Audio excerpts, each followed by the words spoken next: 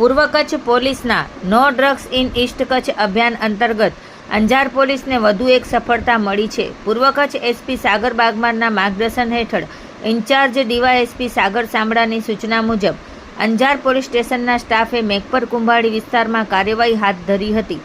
દરોડા દરમિયાન એક શખ્સ પાસેથી 111.1 ગ્રામ હાઇબ્રિડ ગાંજો મળી આવ્યો હતો। પોલીસે આરોપી રોહિત હિરજીભાઈ તુરીની ધરપકડ કરી મોબાઈલ ફોન, ઇલેક્ટ્રોનિક વજન કાંટો સહિત કુલ 3,98,850નો મુદ્દામાલ જપ્ત કર્યો છે। આ અંગે પકડાયેલ આરોપી વિરુદ્ધ અંજાર પોલીસ સ્ટેશનમાં NDPS એક્ટ હેઠળ ગુનો નોંધી આ ગુનામાં સંડોવાયેલ અન્ય એક આરોપી જામનગરના લકીને પકડવાનો બાકી હોવાનું પોલીસે જણાવ્યું છે।